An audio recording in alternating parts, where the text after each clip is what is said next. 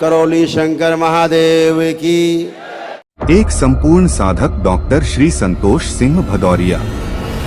श्री करौली शंकर महादेव जी संपूर्ण जीवन परिचय। अस्तित्व में कोई रहस्य नहीं है, चमत्कार नहीं है। जब तक कोई व्यक्ति, विषय, वस्तु या घटना समझ में नहीं आती, उसमें क्रिया प्रक्रिया नहीं दिखती है, तभी तक वह रहस्य लगती है। अन्यथा सब कुछ साफ साफ है, पारदर्शी है। कोई व्यक्ति, महापुरुष या संत या उनके कृत्य इसलिए रहस्यमय लगते हैं क्योंकि उनसे मिलने वाले आमजन उनके द्वारा अर्जित की गई ऊर्जा या विद्या का सीधे सीधे आशीर्वाद या किसी भी रूप में लाभ लेने आते हैं। उन्हें जानने या विद्या को समझने नहीं, सभी लोगों में जानने समझने की भूख भी नहीं होती, पात्रता भी नहीं होती, सबकी जरूरत भी नहीं बनती, इसीलिए वह थोड़ा बहुत लेकर आगे बढ़ जाते हैं। अन्यथा किसी दूसरे देने वाले की तलाश करते हैं, कभी इस द्वार कभी उस द्वार, इसे ही भटकना कहते हैं। मगर कुछ होते हैं जिन्हें जानने समझने की भूख होती है, लेने की नहीं, बल्कि कुछ पाकर तृप्त होकर कुछ देने की ललक होती है। वे खोजते हैं,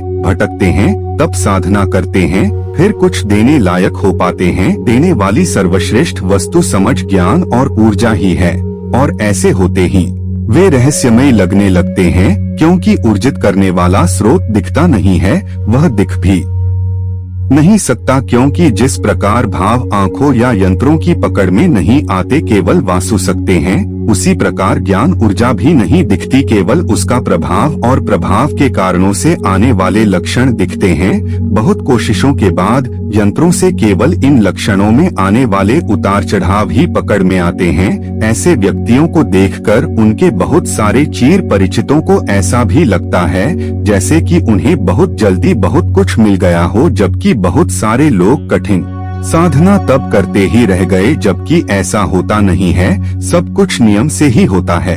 और मुख्य बात यह है कि यह सिर्फ इस शरीर यात्रा या एक दो जन्म भर का मामला भी नहीं है, बल्कि जन्मों की साधना का फल प्रतिफल होता है, प्रारंभ होता ही है। कानपुर के डॉक्टर संतोष सिंह भदौरिया को बाल्यकाल से जानने वालों को लगता है कि इन्हें बहुत कुछ बहुत जल्दी मिल गया। कई बार स्वयं श्री भदौरिया जी को भी लगता है कि उन्हें वह सब एकाएक मिलता गया, जिसके लिए कम प्रयास किए या जितने के बारे में सोचा भी नहीं था, उससे अधिक मिल गया। इसलिए बहुत परिचितों को भी सहज विश्वास नहीं होता कि वे चुटकी बजाकर या छड़ी घुमाकर किसी का कष्ट दूर कर देते हैं। वे उसके लिए अब रहस्यमय हो गए हैं, क्योंकि जिन श्रीमान संतोष सिंह भदौरिया को वे जानते समझते थे, वे सफल राजनीतिज्ञ हो सकते थे, वैद्य हो सकते थे या बड़े कारोबारी हो सकते थे, जैसा कि उनका अभ्यास रहा है। बाबा या गुरु डॉक्टर संतोष सिंह भदौरिया उनकी कल्पनाओं में नहीं थे। आश्चर्य यह है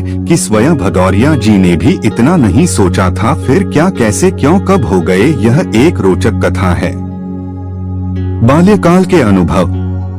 कानपुर में वर्ष 1964 को जन्म हुआ। उनका परिवार मूलतः मध्य प्रदेश के भिंड भदावर का रहने वाला था और कई पीढ़ी पहले आकर कानपुर में रहने लगा था। बाल्यकाल से ही शिक्षा दीक्षा सामान्य रही, अलबत्ता धार्मिक साहित्य पढ़ने का शौक बचपन से ही था। अध्यात्म में रुचि थी, मन सेवाभावी था। 4-5 वर्ष की आयु से ही ध्यान की मुद्रा में बैठना, ध्यान करना अच्छा लगता था। जब 9-10 वर्ष की आयु रही होगी तब एक पुस्तक घर में ही मिली, सदा सत कथा साधुभा सेवनिया। इस पुस्तक में पौराणिक कथाएं थी।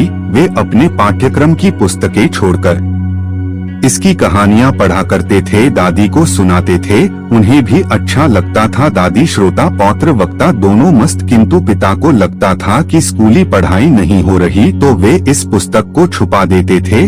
फिर बाल संतोष उसे ढूंढते और चोरी चुपके पढ़ते थे। बचपन से ही अलग तरह के अनुभव होने शुरू हो गए थे। सुबह को ब्रह्म मुहूर्त में अक्सर लगता था कि कहीं शंख बज रहा, कहीं बांसुरी, तो कभी लगता था एक साथ हजारों रावण जल रहे हैं, बहुत प्रकाश हो जाता था। धीरे धीरे इनकी आदत हो गई। साधु संतों से मिलना, उनसे बातें करना अच्छा लगता था। 14-15 वर्ष की अवस्था में अपने घर की कोठरी में छुपकर रात रात भर साधना करते थे। एक समय तो ऐसा भी आया कि घर परिवार व मोहल्ले के लोग इन्हें पागल मानने कहने लगे थे। युवावस्था का विद्रोह। सेवाभावी थे, युवावस्था में छात्र राजनीति करने लगे, निडर थे, कुछ विद्रोही भी थे, इसीलिए जल्द ही पहचान भी बनती रही, लेकिन वह पहचान ख्याति से ज्यादा कुख्याति वाली थी, जैसे कि विद्रोही युवाओं की होती है। वर्ष 1984 में जबकि 20 वर्ष के रहे थे, उसी समय उत्तर प्रदेश में शिवसेना का गठन कर दिया और स्वयं उसके प्रदेश अध्यक्ष बन गए, हिंदूवादी नेता बन गए, दूसरे 17 जिलों में भी संगठन खड़ा कर दिया। स्पष्ट कर दें कि उनकी शिवसेना मुंबई की बाला साहेब ठाकरे जी वाली शिवसेना नहीं थी, बल्कि उनकी अपनी अलग थी। हालांकि बाद में बाला साहेब ठाकरे जी तक इनके नाम की चर्चा पहुंची तो उनके स्वयंसेवक लोग वर्ष 1986 में भदौरिया जी से कानपुर में उनके फजलगंज कार्यालय में आकर मिले, फिर उनकी बाला साहेब ठाकरे से मुलाकात हुई, कुछ वर्ष उनके साथ भी काम किया। राजनीतिक यात्रा। शिवसेना के मंच से उन्होंने आरंभ में मुंबई की शिवसेना की तरह हिंदुत्व के लिए कार्य किए, लेकिन बहुत जल्द उनका ध्यान किसानों की समस्याओं पर गया। फिर उन्होंने किसानों के लिए भी अधिक कार्य किए, इसीलिए किसानों में उनका बेहद सम्मान रहा। किसान राजनीति में सक्रियता के कारण ही वर्ष 1992 में उन्हें चौधरी महेंद्र सिंह टिकैत के नेतृत्व वाली भारतीय किसान यूनियन की राजनीतिक विंग भारतीय क्रांति दल युवा का राष्ट्रीय अध्यक्ष मनोनीत किया गया। अगले 10 वर्षों तक उन्हें जोरदार किसान राजनीति की कई बार सीधे प्रशासन से टकराव हुआ, कई बार जेल गए। उनके जेल जाने पर स्वयं महेंद्र सिंह टिकैत में भी आंदोलन चलाया था। वर्ष 2002 से 2003 तक यही चलता रहा। इस दौरान उन्होंने प्राइवेट लिमिटेड कंपनी बनाकर शहर में रियल एस्टेट का व्यापार भी किया, जिससे धनोपार्जन होता रहा। वर्ष 2003 में उत्तर प्रदेश के पूर्व राज्यपाल रमेश भंडारी के साथ मिलकर राष्ट्रीय किसान यूनियन की स्थापना की, किसान हितों की लड़ाई लड़ते रहे। वर्ष 2005 से 2011 तक 2 बार कपड़ा मंत्रालय में सलाहकार भी रहे, जो कि केंद्रीय राज्य मंत्री के दर्जे के बराबर का पद है, और राष्ट्रपति अमित करते हैं। इस तरह से इनकी लंबे समय तक राजनीतिक यात्रा जारी रही, लेकिन भदौरिया जी आमजन के लिए कुछ कौन से भी बड़ा और फोर्स करना चाहते थे, इसीलिए राजनीतिक क्रियाकलापों से दूरी बनाई और सीधे मानवीय विकास पर कार्य करने लगे और राजनीति से पूर्णतया संन्यास ले लिया।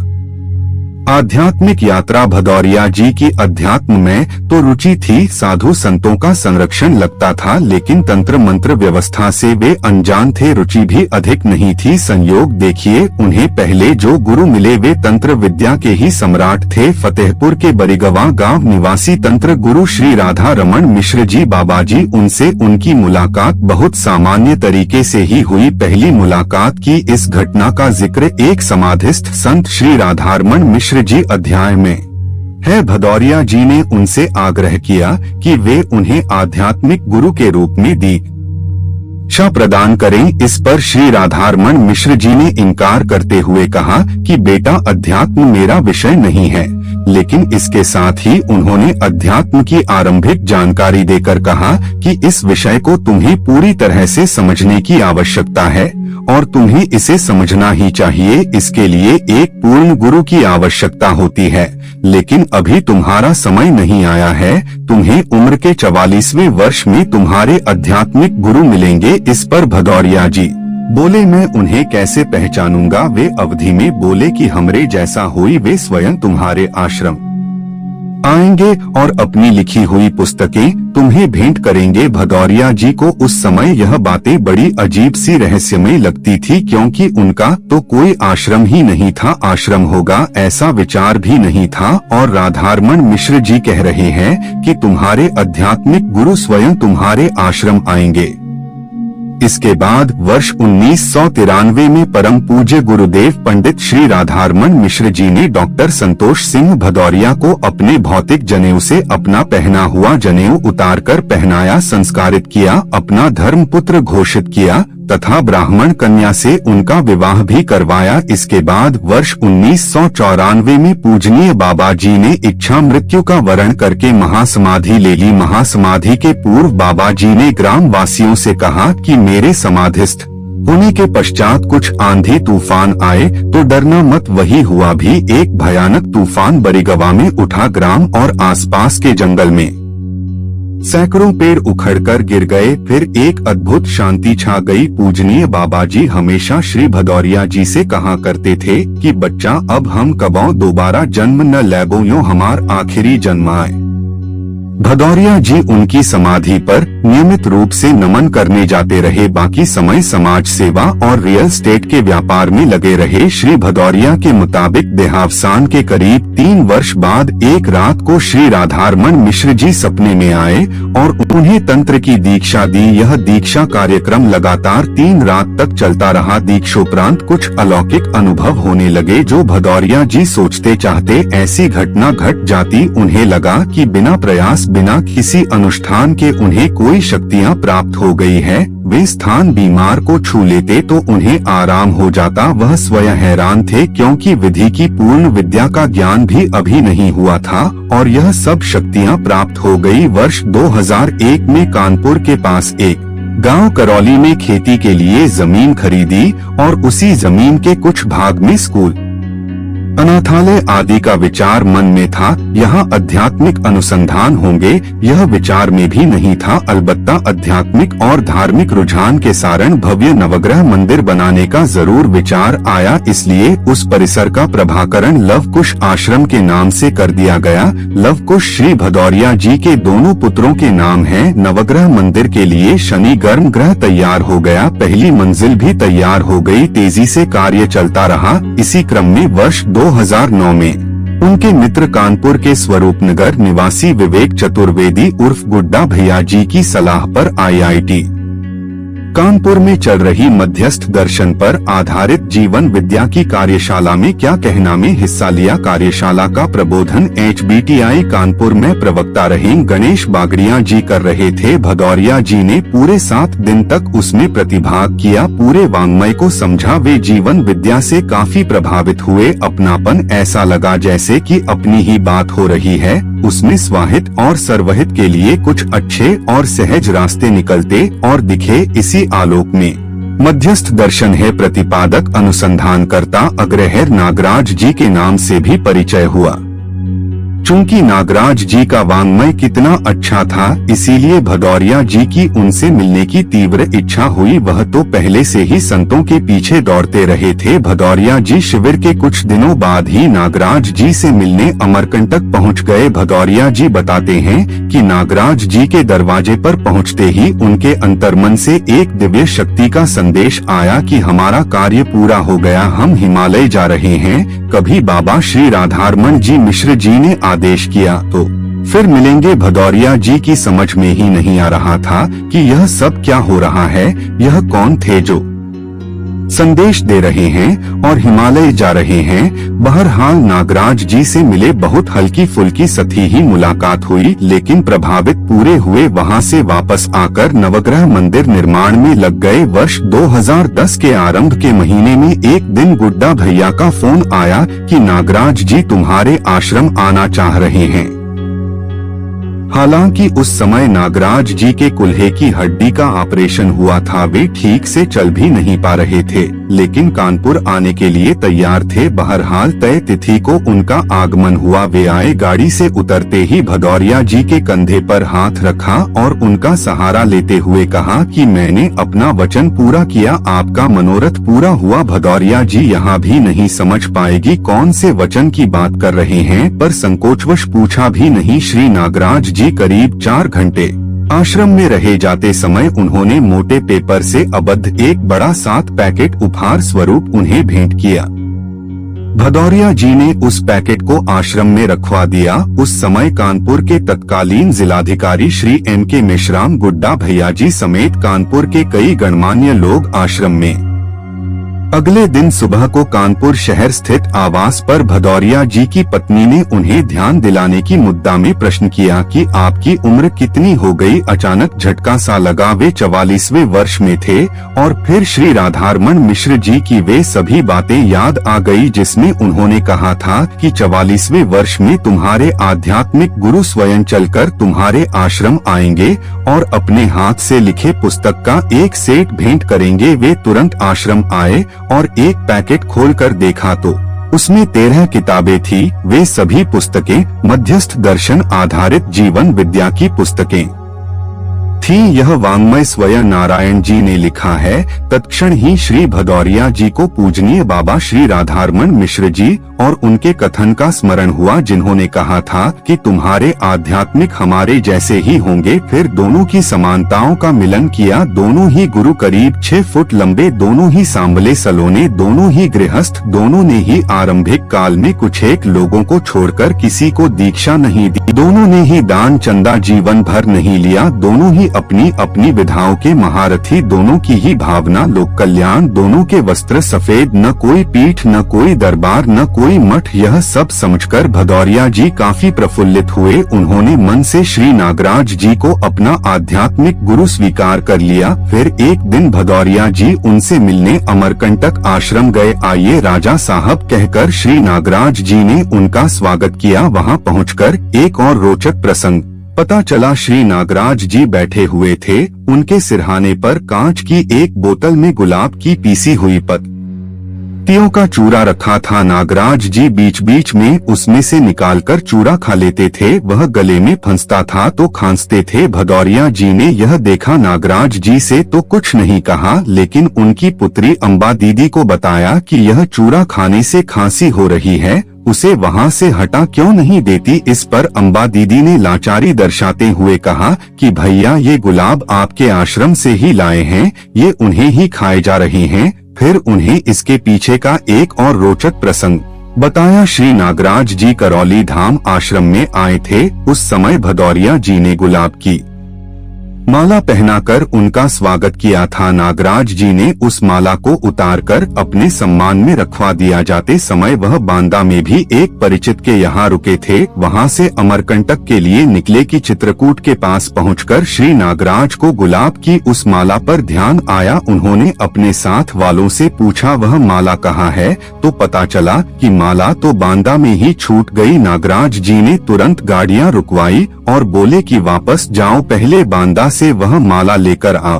यही हुआ। एक गाड़ी आपस गई और बांदा से माला लेकर आई। करीब 2 घंटे नागराज जी चित्रकूट में ही रुके रहे। उस माला को अमरकंटक ले जाकर फूलों को धूप में सुखवाया, फिर पत्तियों का चूर्ण बनवाया और कांच की छोटी बोतल में भरवाकर अपने सिरहाने रखवा लिया। तो बीच बीच में खाते रहे। भदौरिया जी को जिज्ञासा हुई, उनसे पूछा कि इसे क्यों खा रहे हैं, लेकिन श्री नागराज ने उनके प्रश्न को टाल दिया और अन्य विषयों पर चर्चा करने लगे। हालांकि कई वर्ष बाद कर्म फल भोग की व्यवस्था को समझते समय भदौरिया जी की यह जिज्ञासा स्वतः ही शांत हो गई। वह समझ गए कि श्री नागराज जी ने कर्मफलों की पूर्ति के लिए ही यह सब किया। आगे की चर्चा के दौरान श्री नागराज जी ने कि नवग्रह मंदिर क्यों बनवा रहे हो, जवाब दिया कि इससे शांति मिलेगी। तो उन्होंने फिर पूछा कि कौन सा मंदिर है जहां किसी को शांति, तृप्ति, ज्ञान प्राप्ति मिल गई हो। फिर उन्होंने पूछा कि मंदिर का मतलब बताओ। भदौरिया जी नतमस्तक हो गए। इसके बाद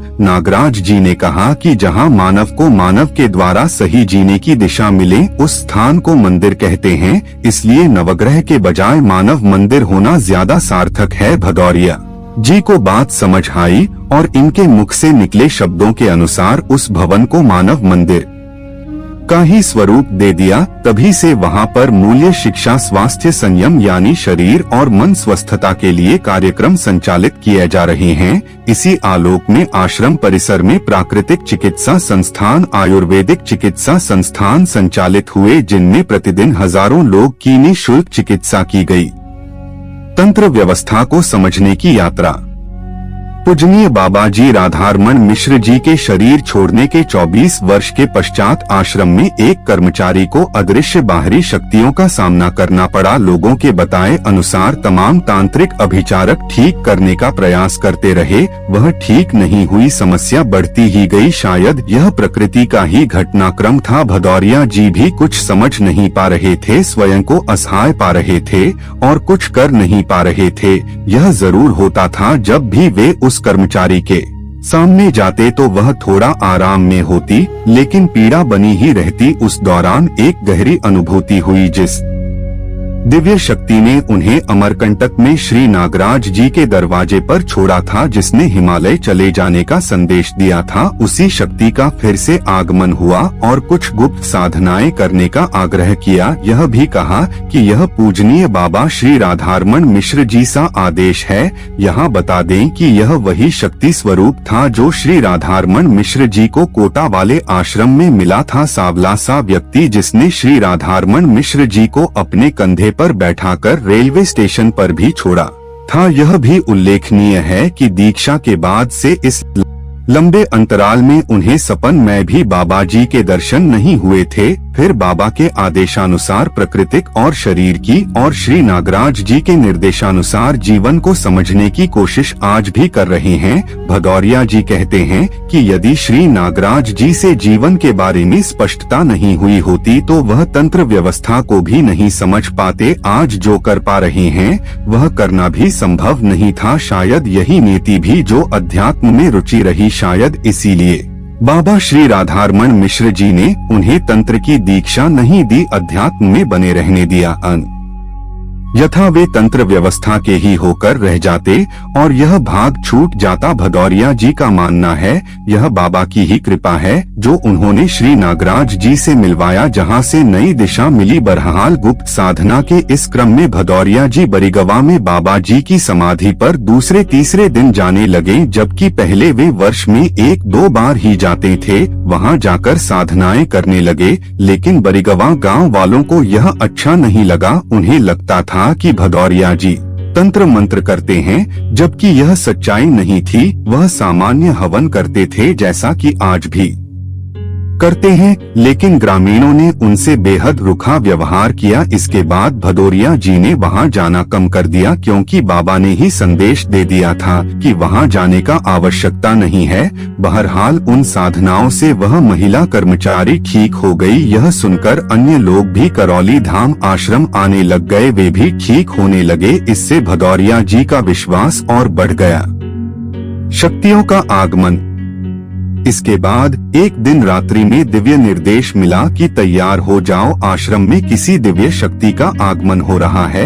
वह 28 एवं 29 नवंबर की अर्धरात्रि वर्ष 2016 शरद ऋतु की मार्गशीर्ष अमावस्या कृष्ण पक्ष की तिथि थी। अर्धरात्रि को वे आश्रम के पीछे निर्जन लान में अकेले बैठकर प्रतीक्षा करने लगे कि अचानक तूफान से उठता दिखाई दिया, कोलाहल सुनाई दिया, फिर शांत हो गया। कुछ ही क्षण पश्चात सिर पर किसी का हाथ महसूस हुआ। आंखें खोलकर देखा तो प्रकाशपुंज के रूप में बाबा श्री राधारमण मिश्र जी थे, सशरीर थे। उन्होंने गले लगा लिया। ऐसा लगा कि जैसे शरीर में कोई चीज भर रही हो, जैसे खाली घड़ा पानी से भरता जाता है, ऐसी अनुभूति हुई। वे रो पड़े और बाबा जी से कसकर लिपट गए। बाबा जी ने कहा कि ऐसे दुखी होंगे तो मुझे कष्ट होगा। मैंने तुमसे मिलने के लिए, तुम्हें पूर्ण होते देखने के लिए 24 वर्ष प्रतीक्षा की है। आज वह शुभ घड़ी आ गई है। जो शुभ कार्य मैं अपने जीवन काल में शरीर की उम्र की मर्यादा के कारण नहीं कर पाया, उसे तुम्हें पूरा करना है।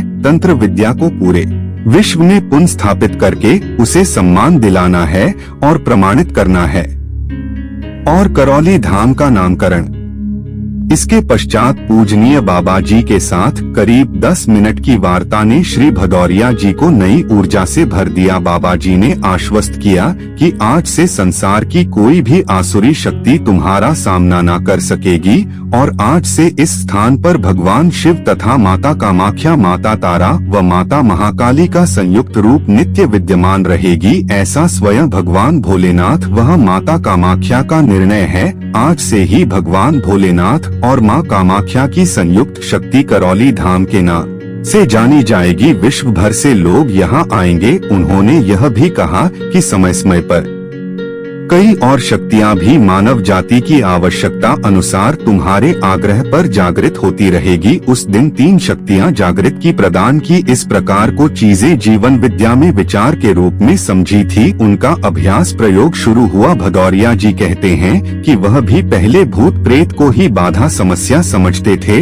अनुभव से हल करने की कोशिश करते थे।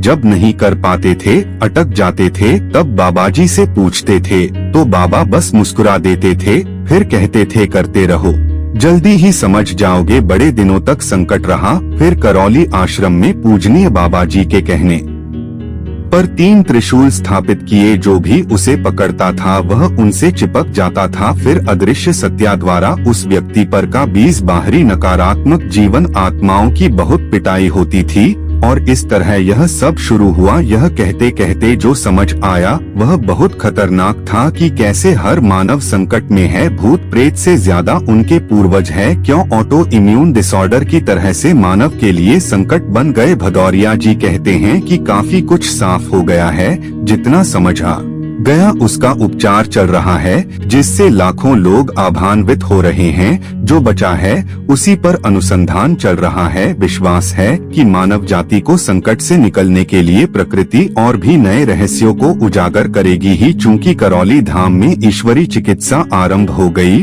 और कई आध्यात्मिक शोध अनुसंधान भी चल रहे हैं, इसलिए इस स्थल का नामकरण ईश्वरी चिकित्सा विज्ञान एवं अनुसंधान केंद्र करौली धाम के रूप में किया गया। यहीं पर हुए शोध में यह तथ्य सामने आया है कि बाहरी नकारात्मक शक्तियां ही मानव का सबसे बड़ा संकट है, जिन्हें परंपरा में भूत प्रेत के रूप में पहचाना गया है। शोध में यह भी उजागर हुआ है कि व्यक्ति की समस्या भूत प्रेत ही नहीं बल्कि उसके अपने पूर्वज और क्रॉस डीएनए के पूर्वज हैं। श्रीमद्भागवत गीता के अध्याय 9 श्लोक 25 में भगवान श्री कृष्ण जी यह कह रहे हैं कि प्रेतों के बंधन में बनकर रहने को मजबूर मानव के पूर्वज अपनी मुक्ति के लिए तरस रहे हैं, जो कि दुख, मानसिक पीड़ा तथा मृत्यु के समय की पीड़ा के गहरे भाव में डीएनए में मौजूद रहते हैं। वह अभी भी भारी समस्या और गहरे दुख में हैं। उन्हीं की वजह से व्यक्ति भी समस्याओं और दुखों से घिरे रहते हैं, जिनकी मौजूदगी